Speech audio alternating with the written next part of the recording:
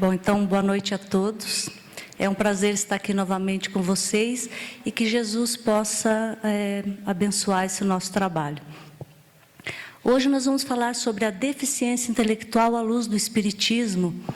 E existe uma variedade enorme de deficiências, de transtornos, de síndromes, mas como a deficiência intelectual é a minha área, eu me sinto mais segura para falar sobre ela. Deficiência no sentido de disfunção ou ausência em relação a algum órgão. Tanto pode ser fisiológico, como pode ser anatômico, como pode ser também mental. E eu começo dizendo que quem não tem alguma deficiência que atire a primeira pedra. No sentido de que todos nós temos alguma disfunção, alguma deficiência, tanto física como mental, como emocional e como moral também. Somos todos deficientes, discriminando as pessoas com deficiência. Quem não tem um ponto fraco? Você consegue ser bom em todos os setores? A resposta certamente será não. Mas o que nós temos de mais é o nosso orgulho. Então, nós acreditamos que somos melhores que as pessoas com deficiência. Mas, na verdade, nós somos todos deficientes em algum setor a caminho da perfeição. Bom, existem diferentes deficiências, síndromes, transtornos, com variados termos. Ultimamente nós temos visto que estão entrando nas escolas muitas crianças e muitas delas com transtornos. Tem adolescentes de 14 anos com uma depressão profunda que não consegue entrar na sala de aula para estudar. Às vezes ela tem que estudar em casa. Teve uma mãe que até retirou o filho da escola, ela não conseguia mais estudar. Isso, adolescentes, né?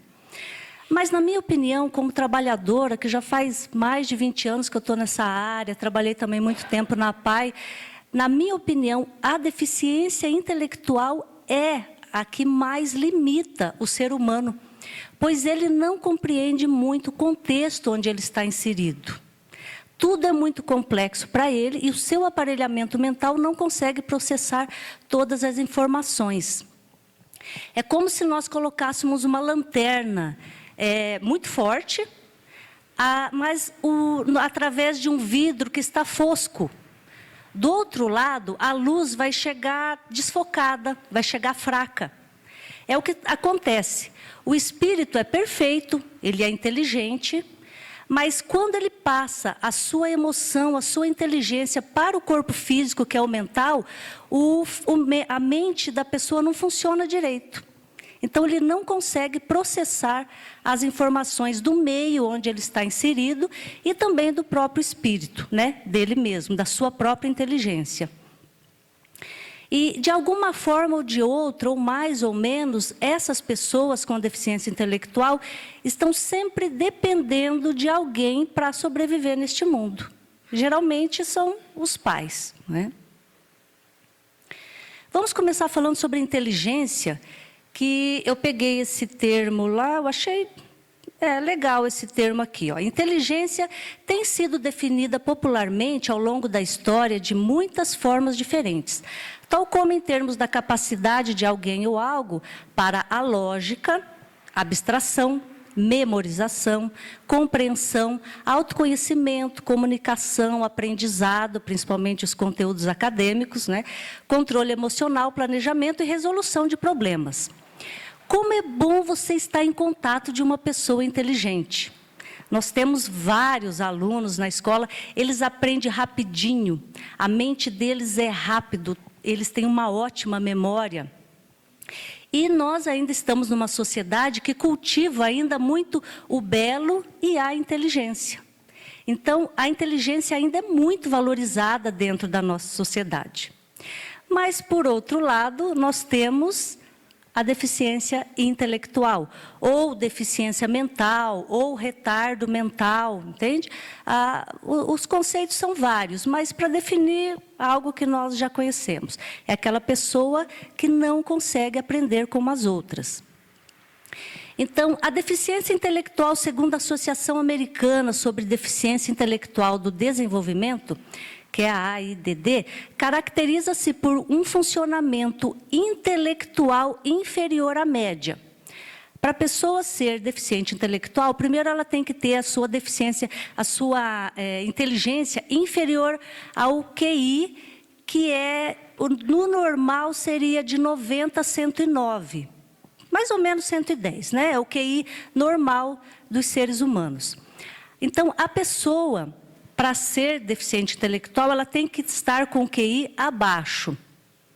Geralmente, deficiência mental abaixo lá de 69, mais ou menos por aí. E ela tem que estar associado a limitações adaptativas, quer dizer, alguma coisa que ela faça na sua vida e que ela não consegue fazer como as outras pessoas.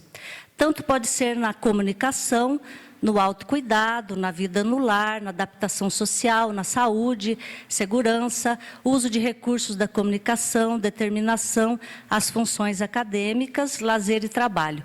E isso vai começar antes dos 18 anos. Só para ter uma ideia, né? Então, a pessoa com deficiência intelectual, ela tem dificuldade para aprender, entender e realizar atividades comuns para as outras pessoas. Às vezes, você tem que ensinar várias vezes a mesma coisa para que ela consiga aprender. Por exemplo, fazer um arroz em casa. Às vezes, a mãe tem que ensinar várias vezes para que ela possa fazer sozinha aquele arroz. Às vezes, na escola, nos conteúdos acadêmicos, mesmo você ensinando várias vezes, ela não vai conseguir aprender. Porque também a memória dela é muito falha, entende? Muitas vezes, essa pessoa se comporta como se tivesse menos idade. Então, a idade cronológica não bate com a idade mental. Então, nós vemos, às vezes, um adolescente de 15 anos, mas ele gosta de brincar com crianças de 7 anos. Por outro lado, nós vemos crianças que são consideradas muito inteligentes, né?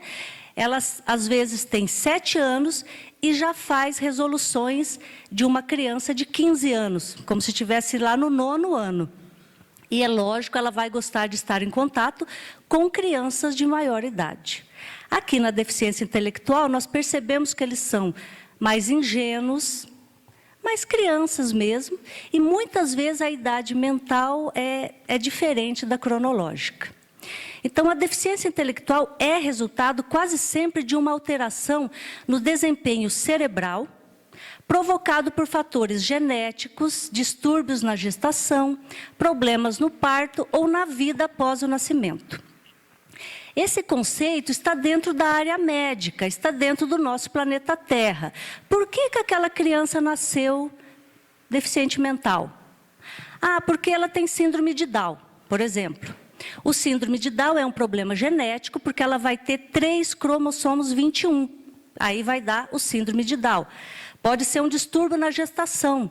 Às vezes a mãe, né, passa por alguma disfunção fisiológica, algumas mães tomam, né, alguma coisa e pode acarretar problemas e danos a seu filho. Eu tive um aluno uma vez que a mãe estava com sérios problemas e ela ficou grávida, ela passou a gravidez inteira tomando bebida alcoólica, cachaça mesmo. Aí esse bebê ele nasce com a síndrome do álcool. Ele era um saci pererê na sala de aula, era terrível, muito difícil conviver. Eles eram muito elétricos, mas é uma disfunção realmente que pode acontecer durante a gestação. E pode acontecer também várias outras situações depois que o bebê nasce, não é? Então, eu vou falando e vou dando exemplos da minha história. Eu também tive um aluno que ele era muito lindinho, nasceu perfeito, tudo tranquilo, tudo bem. Mas quando ele tinha 4 anos, ele estava brincando e caiu num buraco e ficou de cabeça para baixo. O buraco era estreito, mais ou menos do diâmetro do corpo dele, e ele ficou de cabeça para baixo por muito tempo, e até os bombeiros virem socorrer ele, faltou oxigênio no cérebro dele, foi bem difícil para tirar ele.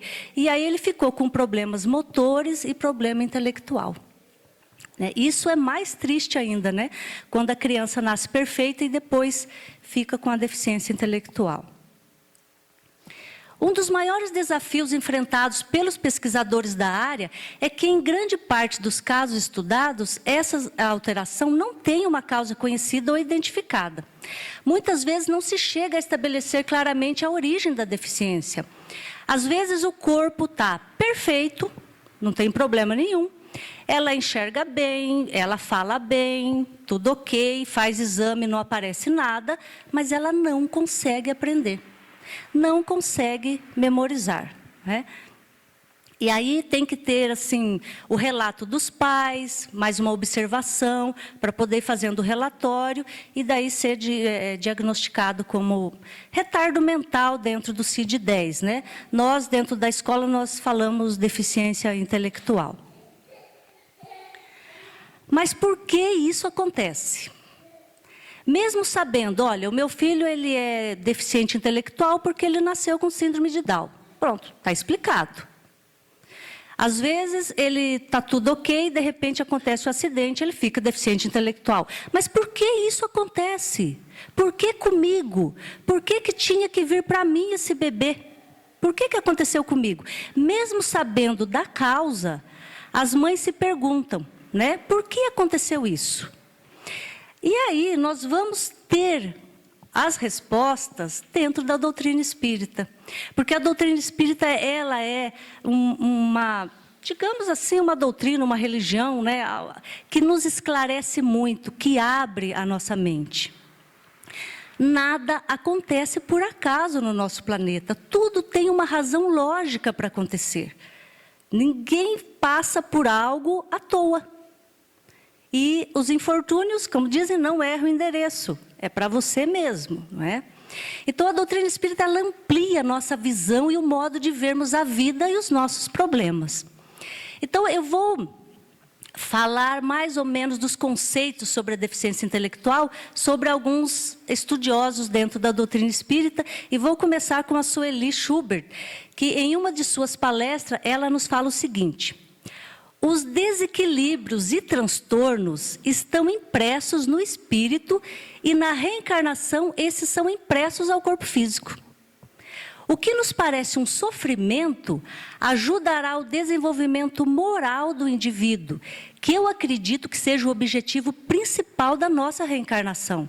É o nosso desenvolvimento moral, em primeiro lugar, que é o objetivo principal. E ela nos diz que a doença é a cura.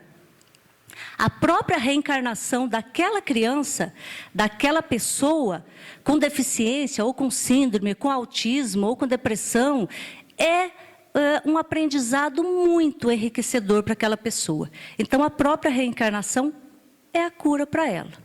E muitas vezes nós vemos as mães com a criança, às vezes a criança está na cadeira de roda, ela não anda, ela não fala, ela tem um problema de deficiência, então nós chamamos de múltiplas deficiências. E a mãe corre em todos os locais, ela quer que a criança sara, ela quer que a criança fale, ela quer que a criança fique curada. Mas ela não sabe que ela está se curando com a própria reencarnação. E é a doutrina espírita que nos traz essas informações. Imprimimos no perispírito os nossos desequilíbrios. Isso é lógico. Seria ilógico uma pessoa toda desequilibrada, um espírito todo desequilibrado, que vai reencarnar e nasce num corpo perfeito, uma criança tranquila, inteligente, tudo ok. Não tem lógica isso. Se o espírito está totalmente desequilibrado, ele vai passar automaticamente esse desequilíbrio para o corpo físico. Não tem como fugir disso. É lógico isso. A visão espírita segundo Jorge Andréa.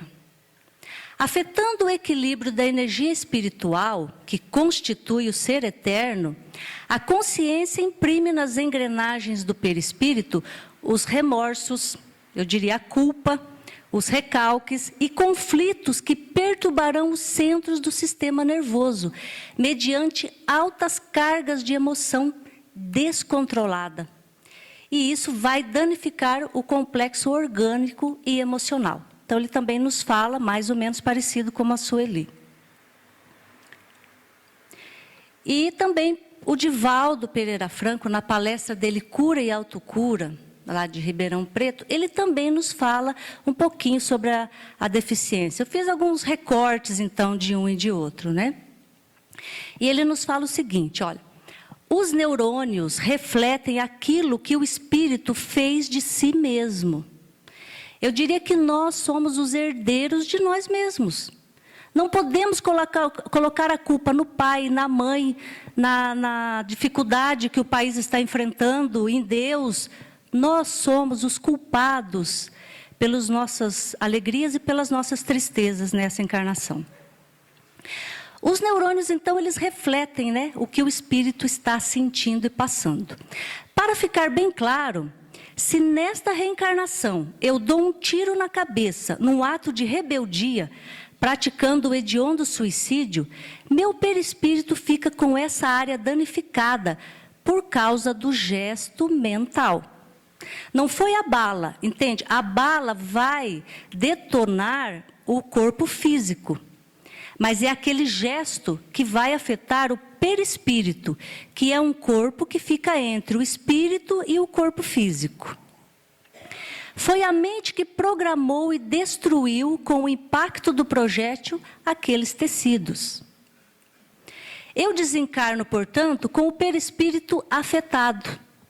Sentirei dores que não são físicas, porque ele não tem mais o corpo físico. Ele tem o perispírito, que é um corpo semimaterial. E são impressões que o perispírito guardou. Sentirei angústia e a sensação da não morte que eu teria provocado e procurado. Ao reencarnar-me, o espírito vai modelando o corpo. Isto é, o perispírito é uma forma que faz a forma. Não tem como você fazer um pão, colocar dentro de uma forma quadrada e querer que esse pão saia redondo. Não vai acontecer isso. A mesma coisa vai acontecer conosco.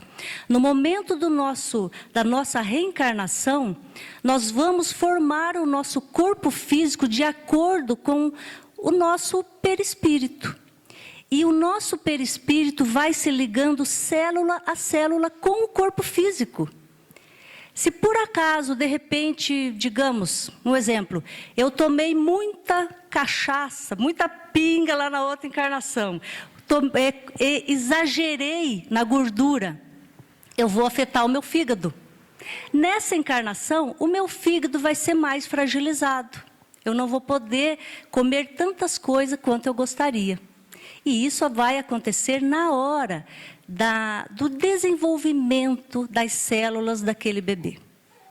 Então, à medida que as células vão localizando-se na forma, irão sofrer as marcas que estão no perispírito. Se o meu perispírito está com a área cerebral danificada, as células cerebrais estarão assinaladas por vibrações que perturbarão o circuito neuronial, né, ele coloca aqui. Eu irei ter epilepsia, idiotia, esquizofrenia, autismo, macrocefalia, microcefalia, anencefalia, de acordo com o volume dos danos. E de acordo com o volume dos danos, nós vamos ver também que há níveis dentro do autismo, há níveis dentro do síndrome de Down. Por exemplo, tem autistas que são chamados de Asperger, porque ele está bem próximo da normalidade. Tem alguns Asperger que eles são tão inteligentes que até parecem gêniozinhos, porque eles falam corretamente, eles aprendem bem, mas eles têm as características de autista. Já tem outros autistas com um nível mais moderado, em que ele é muito fixado a rituais e também tem a deficiência intelectual. Às vezes também tem a epilepsia associado ao autismo. Também com a síndrome de Down. Então, dependendo do grau na hora da reencarnação. Tem síndrome de Down que faz faculdade, consegue concluir uma faculdade. E eu tenho exemplos lá da PAI de síndrome de Down que ele não consegue aprender a ler e a escrever. Então, mesmo dentro dessas doenças, nós vamos encontrar níveis dentro delas. Então, quando um espírito é endividado, ele emite uma onda característica do seu débito e será atraído pelo espermatozoide que tem a função equivalente. Bom, saber a causa de cada situação da deficiência é muito complexo. Cada caso é um caso. Como espírita, eu observo cada aluno e percebo algumas situações. Então, não é porque ele é deficiente mental que ele deu um tiro no cérebro. Não. Pode ter acontecido milhares de outras situações, né? Nós não sabemos a situação que ele passou, o motivo por que ele está naquela situação. Então, há alunos, né? Eu já tive vários tipos de alunos, desde bebezinhos até as pessoas mais velhas, né? Então, eu percebo que há alunos que fisicamente são perfeitos, possuem boa oralidade, aprendem a ler e escrever e a resolver aquelas operações básicas, mas eles não entendem os conteúdos mais abstratos, mais complexos dentro da escola, né? São mais independentes, podendo trabalhar e manter até um relacionamento social satisfatório. Na PAI já teve vários casos de alunos que se casaram, tiveram filhos, moram no fundo da casa da mãe, né? A mãe fica ali meio cuidando, mas eles trabalham, ganham seu dinheiro, criam seus filhos, se relacionam bem com a comunidade, né? Então tem uma vida mais ou menos, né, dentro da normalidade. Há outros que fisicamente são normais, mas se comunicam de forma restrita, com vocabulário pobre e não conseguem apropriar-se dos conteúdos básicos, ficando mesmo sem ler e escrever. E a memória também é muito difícil de memorizar. Desempenha algum grau de independência quanto aos cuidados pessoais. Então, ele, às vezes, é fisicamente normal, tudo ok com ele, mas não consegue aprender. Eu tinha um aluno na PAI, ele tinha acho que uns 14 anos. E ele era muito boy, né? Ele andava assim, muito legal, falava, parecia um político falando. Se vocês vissem ele no meio de outros adolescentes, ninguém ia perceber que ele era aluno da PAI. Aí a mãe gostava de comprar umas roupas legais para ele ia todo arrumadão para a escola, assim, nossa, era muito, né? Muito animadão. Mas ele não conseguiu aprender o alfabeto. Naquele ano eu tinha 6 alunos. E todos os dias eu chegava e fazia a leitura do alfabeto. Trás para frente, de frente para trás, todo mundo junto, agora no individual, vamos juntar as vogais, era leitura do alfabeto. Os outros 5 aprenderam o alfabeto. Teve uma até que depois saiu da PAI e foi para a escola regular. E ele ia até a letra D. Ele conseguia memorizar o som das letras até o D e não conseguia memorizar mais. Chegou em novembro, eu já não aguentava mais leitura do alfabeto. Né? Mas a gente, na PAI, a gente repete muitas vezes, a gente tem que ter muita paciência. E eu repeti, falava, aí ele falava, professora, eu posso ir no banheiro? Pode. Aí ele se mandava enquanto tinha a leitura do alfabeto, porque nem ele não aguentava mais. Aí ele chegou para mim e falou, professora, mas por que eu não consigo aprender o alfabeto? Você vê, eu estou aqui, eu não consigo aprender. E aí eu conversei bastante com ele, expliquei, né, falei, mas não tem como a gente saber. Os cientistas ainda faltam muito para entender o cérebro humano, né? Ele falava, ele ouvia, ele memorizava várias outras coisas, mas quando chegava nos conteúdos acadêmicos de leitura e escrita, não conseguia memorizar. Então, é complicado, né? É difícil, você fica frustrada e você, como professora dessa área, você lida o tempo todo com a falta de aprendizagem mesmo, né?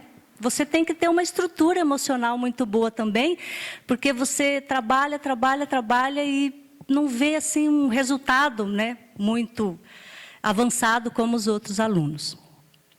E há outros também que eles necessitam de assistência contínua para a alimentação, para a higiene, para os cuidados básicos, né?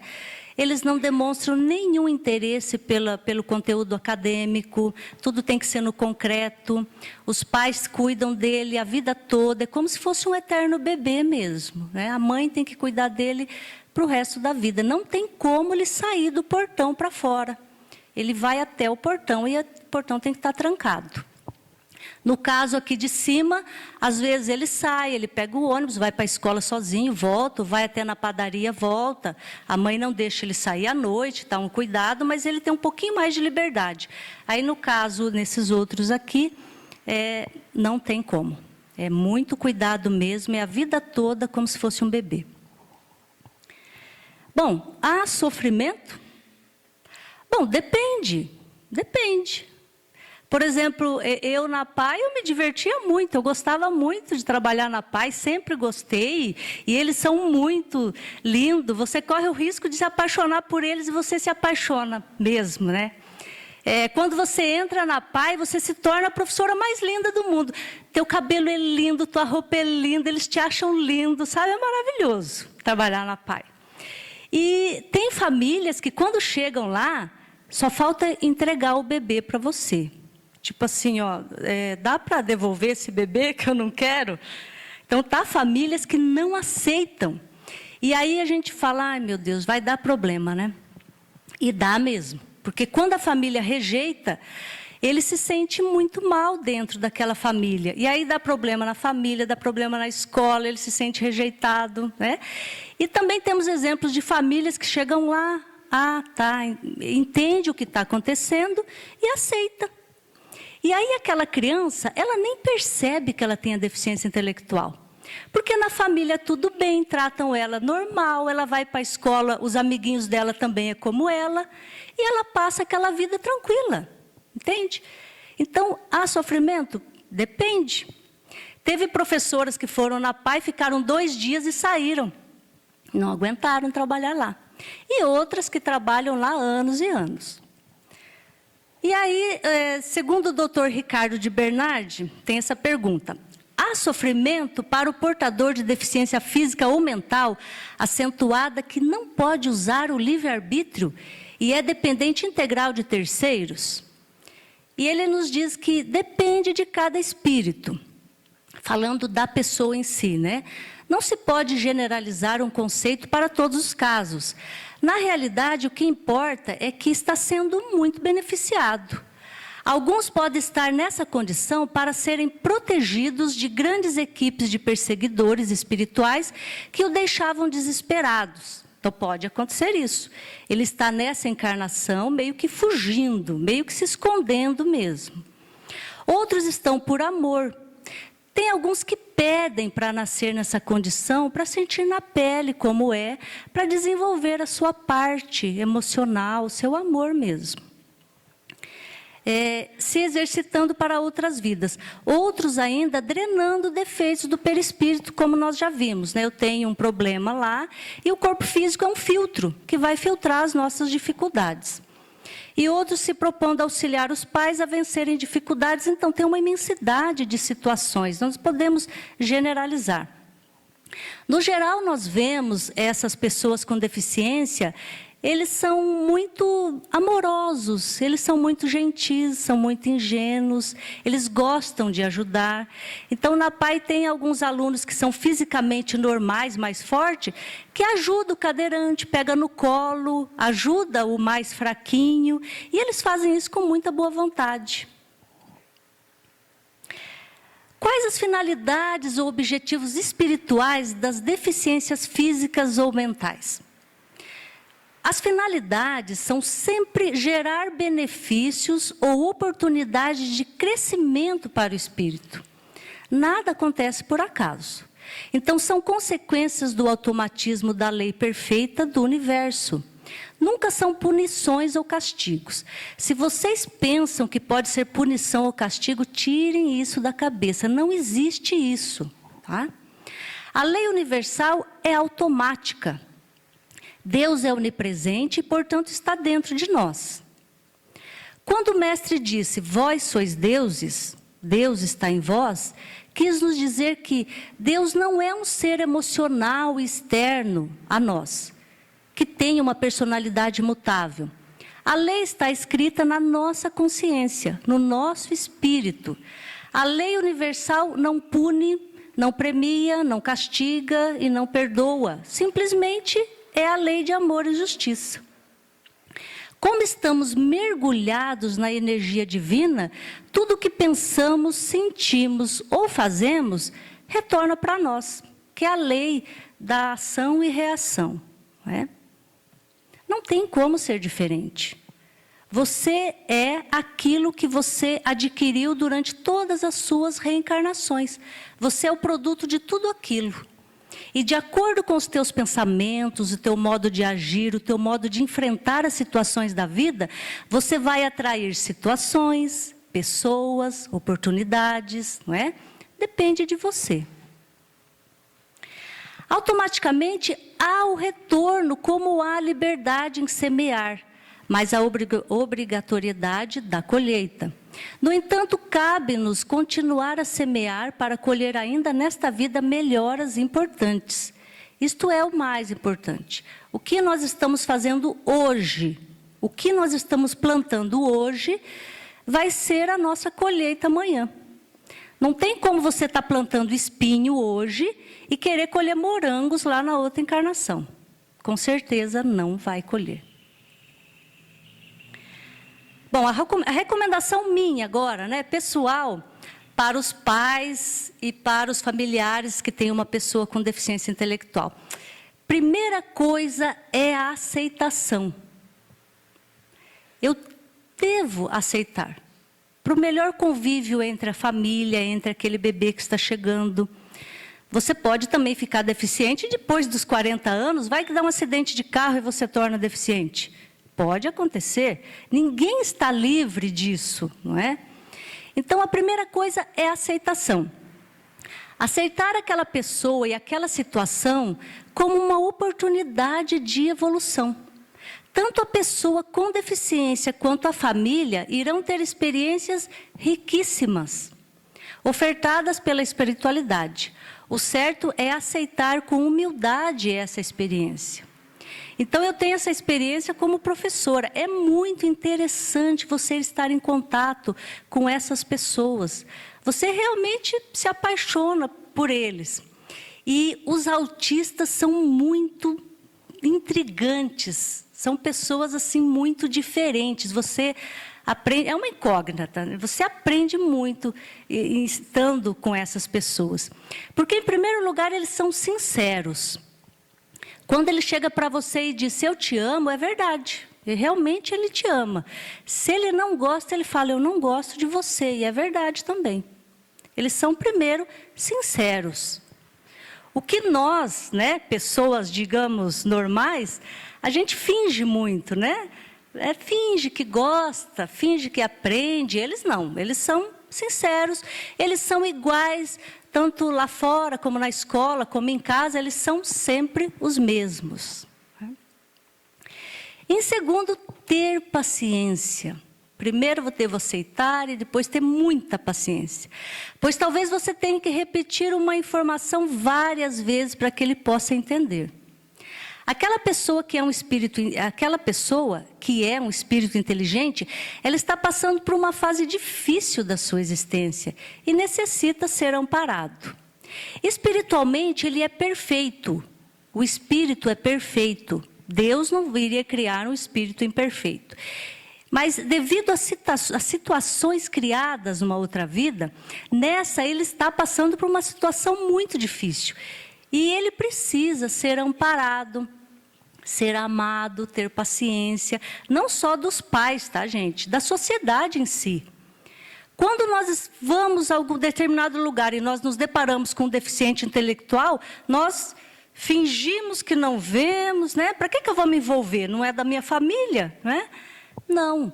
Toda a sociedade pode contribuir muito com o desenvolvimento dessas pessoas, não só intelectuais, como em todas as outras, né?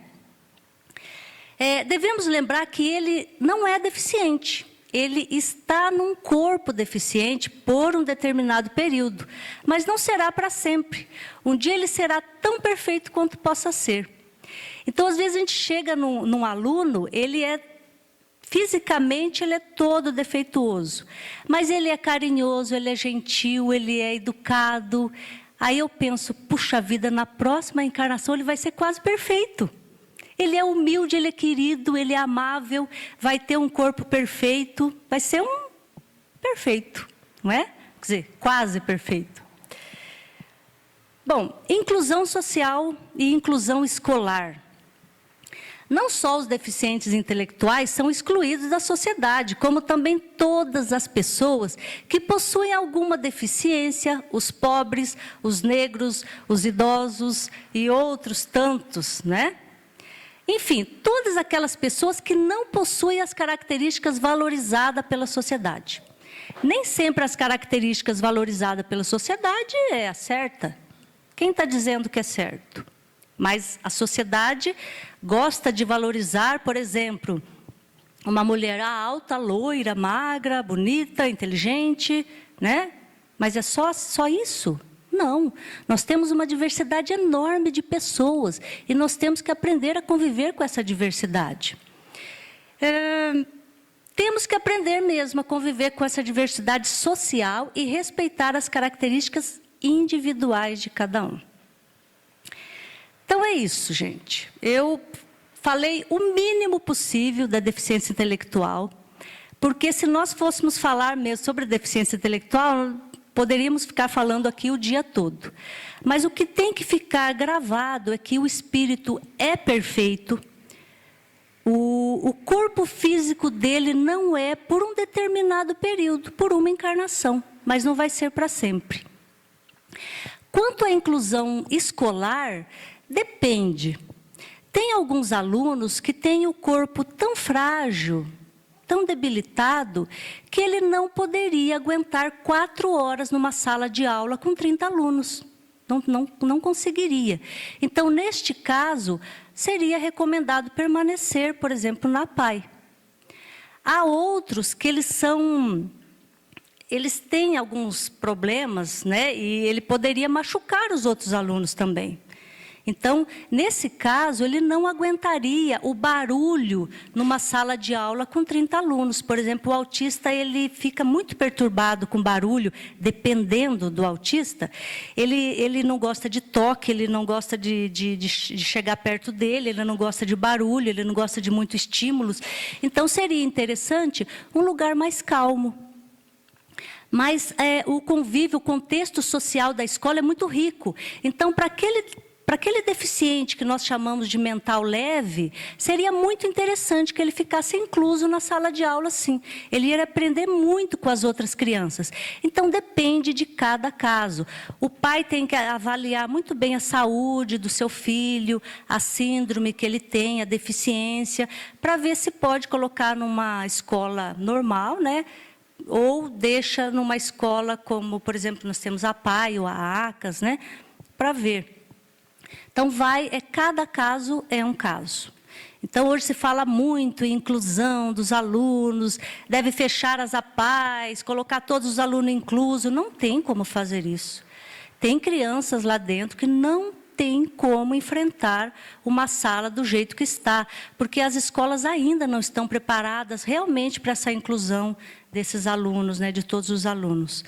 Então, eu convivo com isso todos os dias, a gente sabe que falta muito ainda para as escolas melhorarem realmente. Então, depende de cada caso. Então, seria isso. Eu agradeço a atenção de vocês, tá? E um bom final de semana.